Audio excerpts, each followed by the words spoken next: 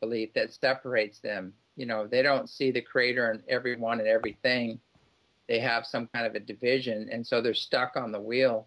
But after they get off the wheel into the fifth dimension, that's usually where you drop those programs, and you're aligned with universal love, and you know, you see the creator in all creation.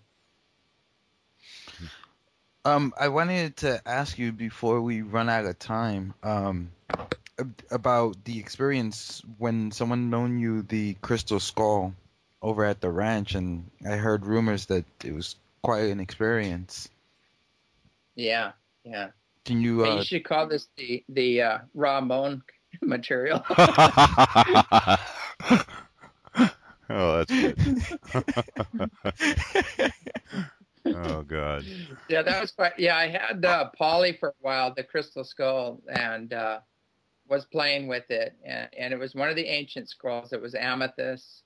The owner had some serious problems with it, and she couldn't deal with the energy and didn't know what to do with it. And so her group decided that it should come here. And so when it came on the land, I actually was told it had to go through some ceremony and be cleansed. So the first thing we did was bury it for 3 days, and we had many earthquakes all over the area. It was just crazy. And the whole land here has amethyst underneath it. So I think the skull was programming or being programmed by it. And so we took it out of there, and we put it underneath the waterfall. And we just had total monsoon rains during that time. It was the heaviest rains I've ever seen. And we took it out of the water, and we put it in the air, you know, up by the pyramid, above the pyramid, just put it up high. And we had all these weird freak windstorms, and we had these little mini tornadoes everywhere, like whirlwinds. And one of them actually went in the house, and we had a whirlwind in the middle of the house. And to me, that's impossible. How do you? Yeah, how did that happen? A whirlwind inside of a house. I mean, you can have wind blow or whatever, but it went up. Papers were flying everywhere. It was pretty crazy. And then the last thing, the fire ceremony, we had a big fire. We had it facing into the fire, and we had a pretty large group there. And this cloud appeared over the ranch, and it started putting on a light show with every color light you can, you know, just unbelievable light show coming from this one cloud. And there was some reporters here actually that had cameras, and it was amazing. One of them ran to grab his camera finally after watching it for 10 minutes, and he pulled all of his camera gear out of the trunk and lifted it up to film it, and it stopped and just disappeared. You know, so apparently it didn't want to be filmed. But yeah, it was pretty crazy. I noticed that you could actually use this skull as an amplifier, and if you were of the right frequencies, you could actually communicate and work with these skulls. But again, your consciousness has to resonate to a certain level, and you have to have real pure intent, or these things are not a blessing anymore. They're like they're a pain in the butt, actually, if you don't know what you're doing. So what would you suggest? We're coming close to the end of the hour here, and I want to make sure that I get this one in. What would you suggest for somebody who wants to clear for themselves? What process would they go through? Is there some focus that they should have, some mantra that they can come up with for themselves to help clear?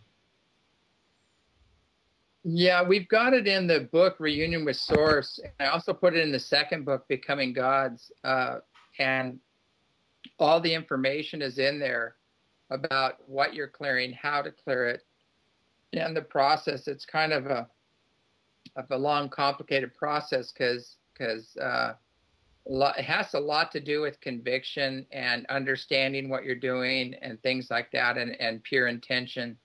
So to give a quick overview, I can talk a little bit about it, but I would suggest people get, Reunion with Source or one of the other books that have all the information in there so they understand it.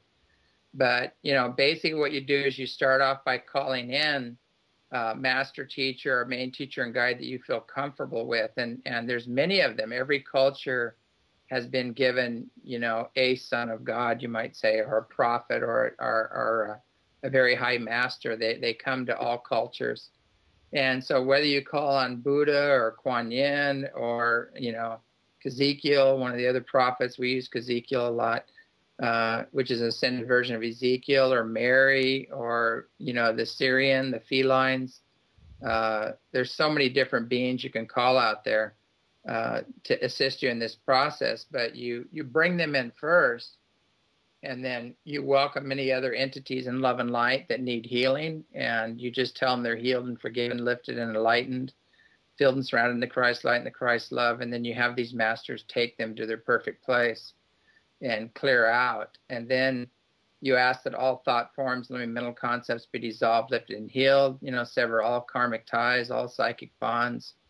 It's a long process, but you go through that process. That's enough to bring relief to the situations. But it's important to learn this process, because you can clear your family. You can you can go into buildings and clear buildings. You can clear your workforce.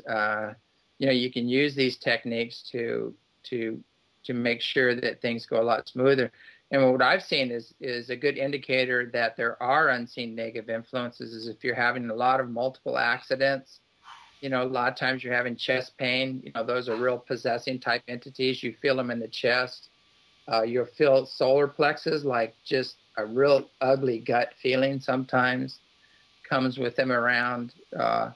Or even, a lot of sickness and things like that can come about from these entities. So, they have mental and emotional bodies, just they don't have physical bodies, and you do too. So their thoughts and emotions can actually become part of your reality if you're not aware of it. So it's very good to focus on, your focus on love and joy and bliss, focus on seeing yourself whole and healthy, invite the higher beings in to assist you in this process, and just go from there, basically.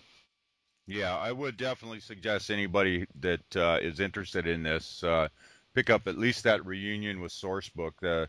The description in there and the way to do it is fantastic. And also, what other material have you got out there? Oh, I hear you're making another DVD. Is that correct? Yeah, we're in the middle of that right now. We're making another DVD with a lot of the latest footage in it. We've got Khan, in there, and myself as well, photographs of the other beings that he's actually called in that have been here for quite some time. He photographs them with his cell phone, actually, and then later he got a camera. So we've actually taken photographs of Kuan Yin and Ezekiel, the being I work with, which is a huge golden light with wings. And we've gotten Mary, some great photographs of Mary appearing here at the ranch, and some felines as well. Some of the 6-dimensional felines that we've been working with have actually been appearing. We don't have any Palladian photos yet, but I imagine those are around the corner if the Jets leave us alone and quit coming after the craft. So anyway, we probably will have some of those photos. And I'm looking forward to just having a ship land, walking on board with a camera and having a one-on-one sit down with them and just say, what's up? Just lay it out, what's going down. That'd be awesome. That's my dream. Yeah, I think we all have the same dream of just being able to talk with them. I remember I was telling my wife I would love to be able to go somewhere and study alien sociology and just how their culture evolved and how they did things. But I know the Palladians, when I talked with one of them once, it was it was very humbling. And because I was talking to them and they said, you've got a lot to let go of. You're still running ownership and jealousy programs and really old programs that are very limited and very lacking in love. They're more based on fear. So it's really interesting. When I first connected with them, they said, you've got some old wounds and traumas and some old programs you've got to let go of before we can really come through you in a clear way. And so it's been quite a process, just these contacts. Where can I go to find your material, or if I wanted to go to the ranch, where's the best place people to be able to contact you? They needed to contact. Yeah, the website's the best. Just go to ECETI.org, ECETI.org, and all the information is on there, the phone numbers. We are getting ready to close down probably after Thanksgiving. We'll probably be shutting things down. We've got some snowstorms coming in, so later on in the winter, it's pretty hard to even get in and out. So. And then you reopen up around February, March.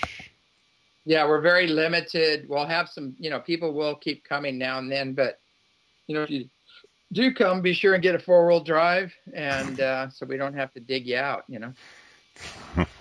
or fly in a spaceship. It's the best way. That works. Yeah, that works. Maybe when the big snows come, they'll just drop down because there won't be anybody to drive in and mess with us. There you go. Well, James, hey, we really appreciate you coming on for our inaugural show here. It's been a fantastic interview. I think this has gone very well. And it's never long enough. Thanks for having me on, and keep up the good work, you guys. It's an awesome show you got going.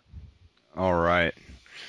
Okay, well, if anybody wants to check out our material, you can check the links here at BBS to our website, or just go directly there. It's ConsciousTV, conscious-tv.com, and our archives will be up there, and some other interesting information people might find informative. So you got anything there, Ramon? I was just gonna say, make sure you catch us every Wednesday at 5 p.m. Pacific time, and that's 8 p.m. Eastern time, and 10 a.m. Tokyo time, which is my time now. Yeah, that's it. And once again, thank you, James, and we had a wonderful time. All right. Good night, guys. Good night.